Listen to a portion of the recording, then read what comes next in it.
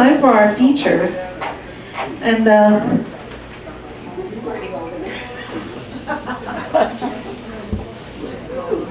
all right.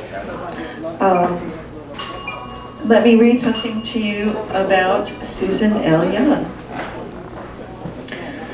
Anti-bullying, domestic violence, misogynist hater, anti-racist, democratic anarchist, ghetto girl, Chinatown Harlem, East Village, West Village, homesteading gentrifier, yuppie squatter, homeless sheltered, American Asian, world traveler, adventurous, common law wife, photographer, videographer, martial fine artist, musician, drummer, artist, scientist, geologist, librarian, mathematician, designer, collector, exhibitionist, buyer, seller, cook, politician, migrant worker, independent, dependent, pacifist, activist. That's Susan L. Young.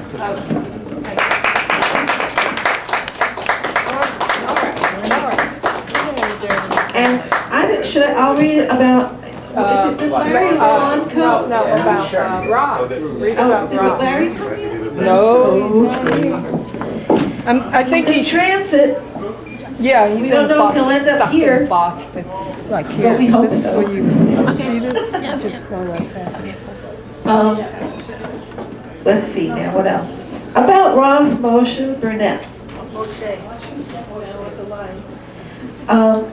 You can't sit up here because you're going to feedback on the mic. Oh, okay, you're waiting.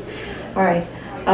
Let's see. Born in Brooklyn, New York as Theodore Burnette III, he studied music, writing and reciting poetry since childhood at various venues.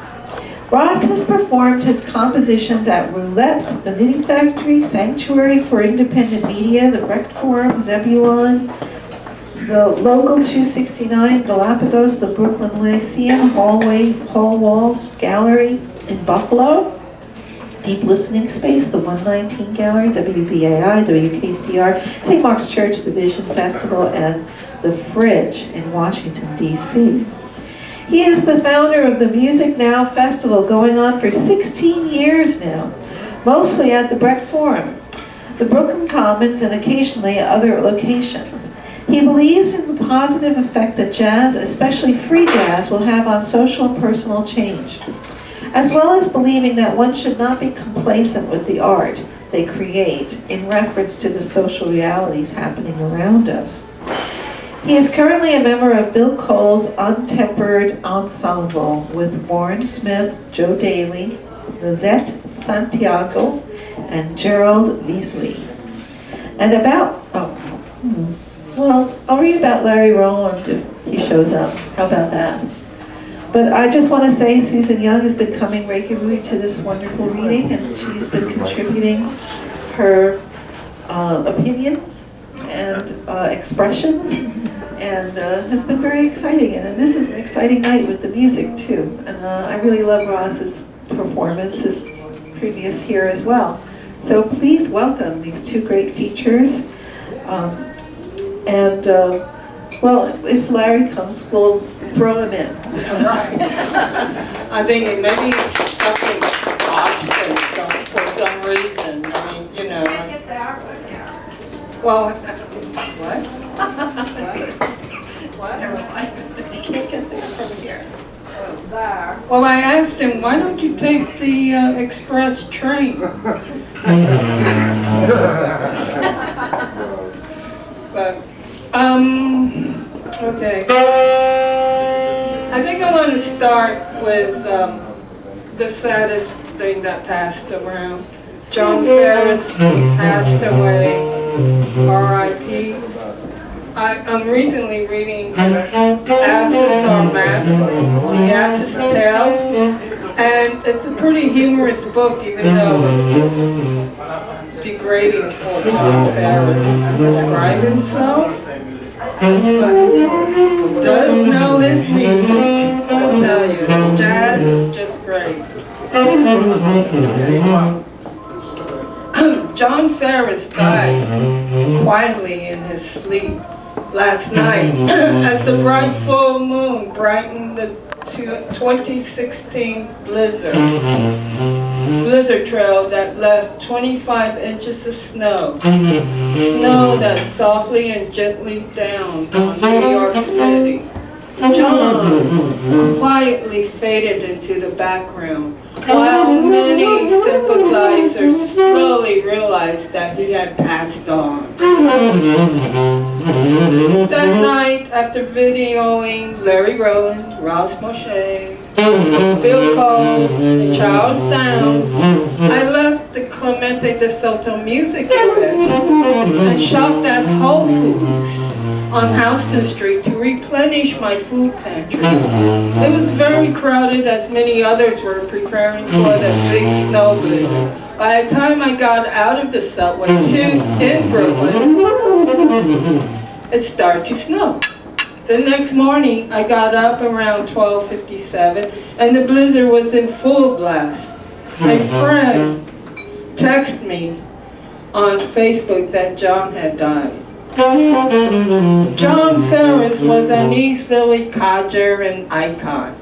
He and Steve Cannon both had no direction to go but to successfully be notoriously rebellious, angry, macho, intellectual black men in the Lower East Side. They fought with the Hispanics and Asians while kissing the Jewish and white men's asses. I'm sorry, but they fought their way to become numero uno black writers in the 60s to present history of Lower East Side. They claimed their stake as homeless, alcoholic poets, critics, and writers. John constantly wore a beret as a member of the Lower East Side art scene. He had a spinal problem that caused him to limp and eventually walk with a cane. He used to ride his bike to Williamsburg to get some nice second-hand dudes. John was the best-looking black writer from the day he was born. I tried to see the good side of him and supported his works as much as possible. Was my first Jewish boyfriend, who would escort me to the John Ferris versus Lester Affleck Best Poet Showdown. Even though Lester was a better poet, John would variously announce he was the winner. And Lester would concede due to age differences. The first time I met John Ferris was in the 80s when Kevin Jordan brought me to Bullet Space Squad at that time. I had begun to attend several poetry readings in Lower East Side with a group of Asian writers, Charas, NYC, Basement Workshop, Fez, New Eureka Poets Cafe. This was my first time hanging out with a writer outside of my ethnic group. John was living in a small apartment, lonely and old, but the sparkle in his eyes was the most appealing. He read his latest short story, Devil in a Blue-Red Dress, interspersed with attempting to steal a kiss or two. I was too shy to reciprocate, and besides, I was with KJ. JF had a face full of expressions, and I loved that immemorial face. What a case study. As a photographer. But, so, rest in peace, John. Dinner with noodles, cognac, weed, and wine. For dessert, chocolate and cognac, a hottie toddy, a great buzz to wake up with a hangover, a healthy, achy self.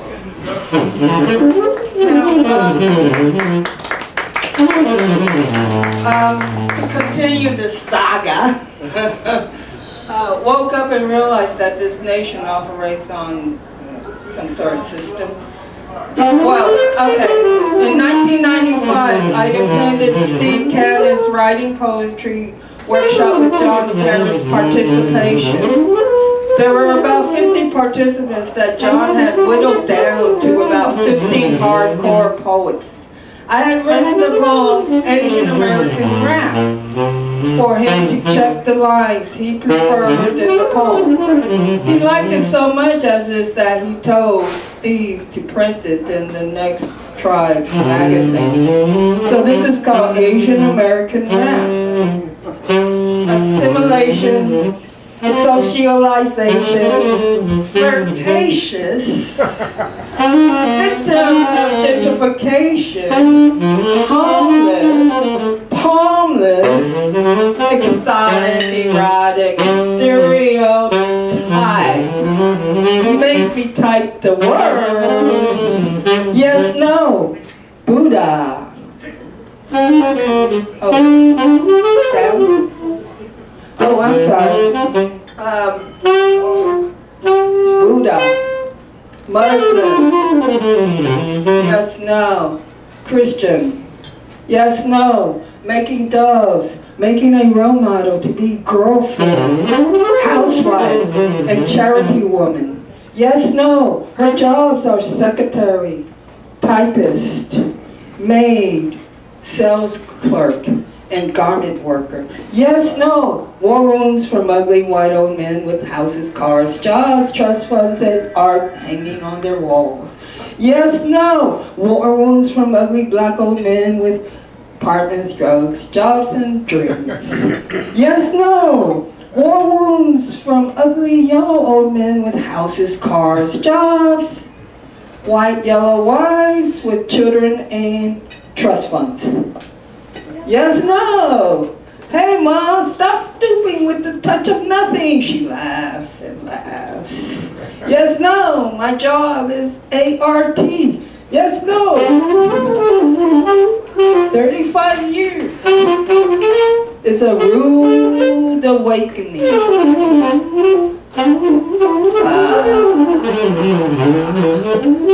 35 years. Oh yeah, it's a rude awakening. Yes, no. Reckon there are more to say about things. Damn, there are days when Mama mumbled nothing quietly. Yes, no. Beauty of uglinesses.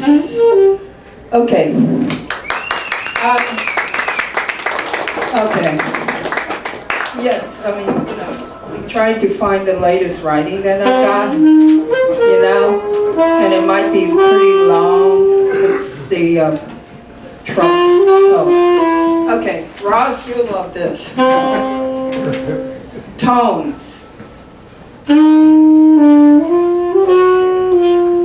Sound tones. Skin tones. Shades of colors. Recording sound notes taken from afar.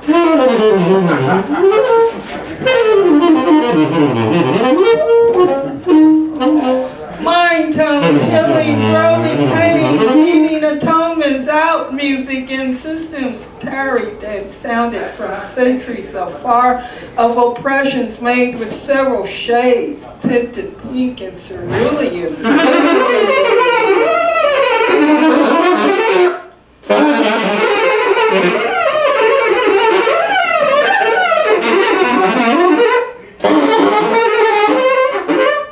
Green turquoise blues. Blue-black blues, dug out from ditches. Often tones get returned to humming phrases worth repeating pleasantly on a scale of A, B, C, D, E, F. Wow, I'm in tune. And a G flat. I thought it was an F sharp. F sharp, right? G flat is definitive. Music for only a few encounter pretend to be a B flat, not knowing that it's a B sharp. Oh God, where's that?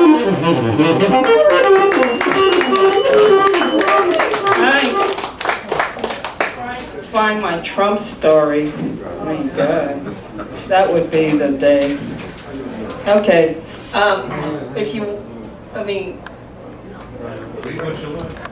no, I'm trying to find the best Trump story that's the revolution of the revolution. Oh, here it is.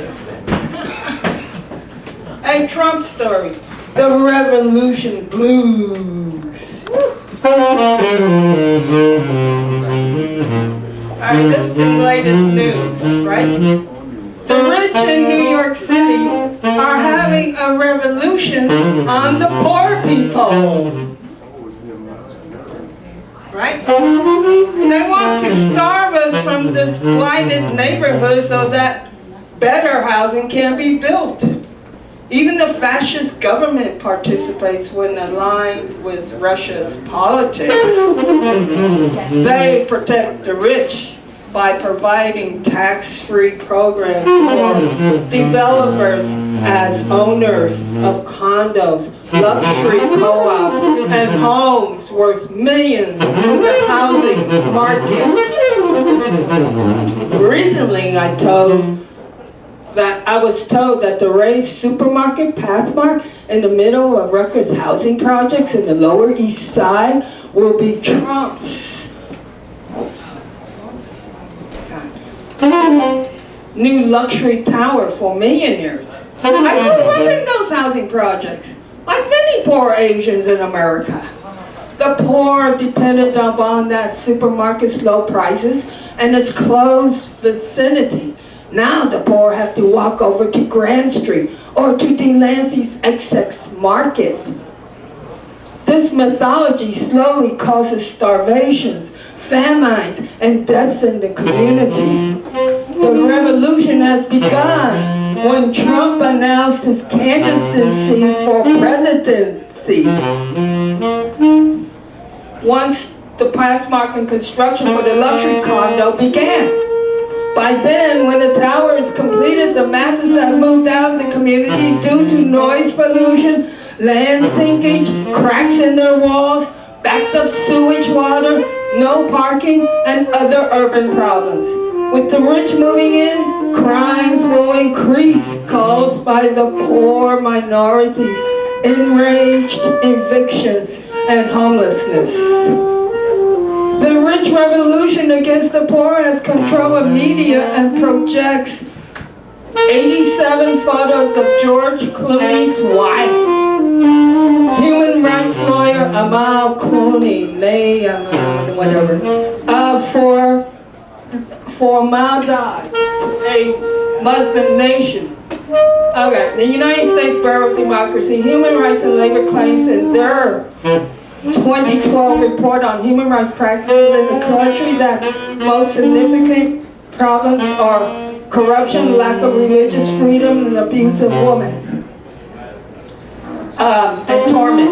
After viewing 40 photos of Amal's expensive clothes with accessories, no wonder she fends for the poor in third world nation. The contradictions are prevalent like a Hollywood movie produced by stockbrokers.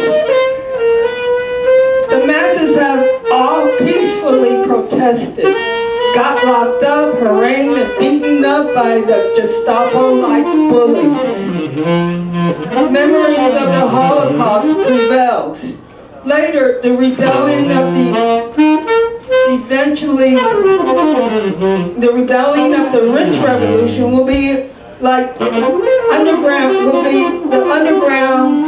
for the underground weatherman, and eventually rock concerts will prevail again, since someone said at a punk revival that rock and roll killed jazz.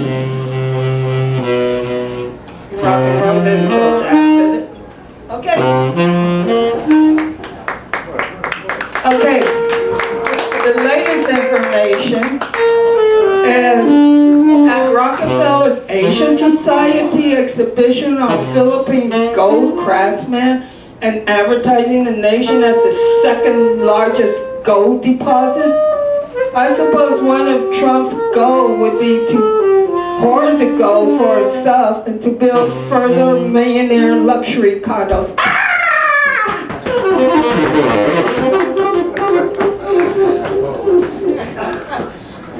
That's 5 more minutes?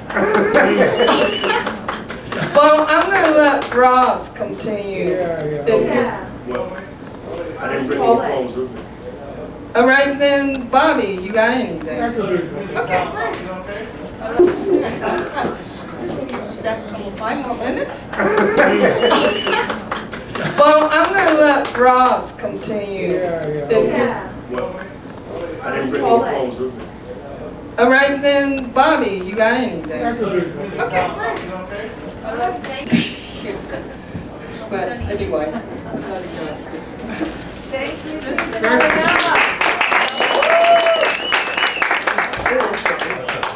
You know, before I begin, I want to say I was born in Harlem, and I grew up walking the streets of Harlem, and what happened was you got to see talent and creativity every day. As I got older, I began to sort of appreciate it, and it inspired me to write this. It's called, sorry. yeah.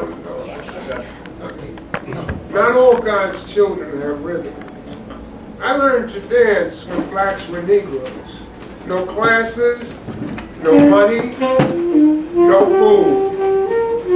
I moved my hips, I tapped my toes, my God, my music and rhythmic prose.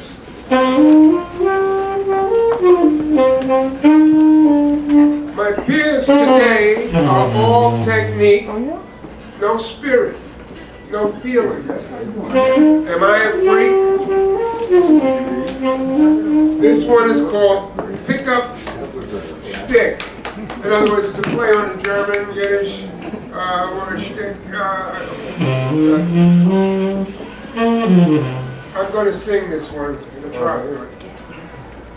I met you last night. The dim light made you glow. Our hearts melted candles to the big band music flow. I woke up this morning with your face next to mine.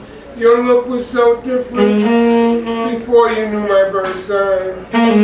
You lie there so peaceful, I now feel aloof. Did my concept of your beauty come from a bottle marked 100 proof?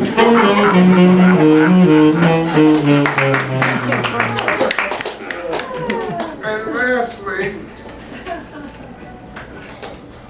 radical lovemaking, Miss, miscegenation.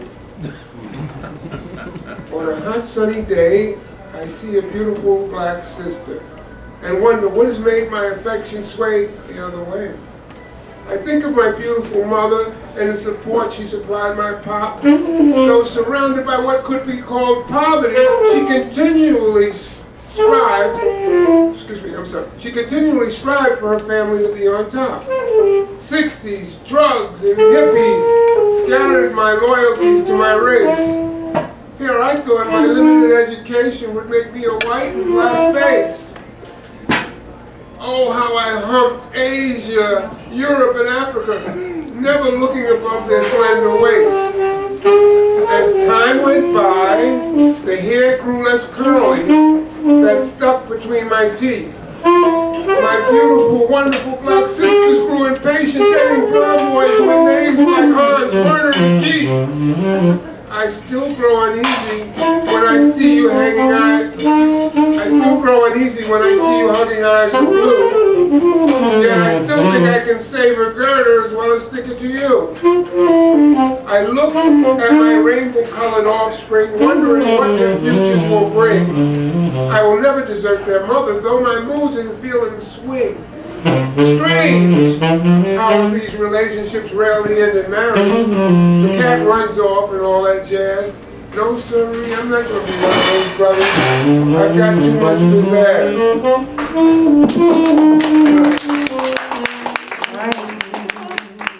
Thank you, Bobby. Susan, I think you ran off with my set list, Your what? my list of readers. Oh, where are they? So that was Bobby W. and Susan L. Young and Ras Moshe Burnette on saxophone. And thank you. So thank you guys. Let's give them another round of applause. That was fantastic stuff. Beautiful. We're going to take a short break, but I'd like to ask everybody at this time for a donation of $3.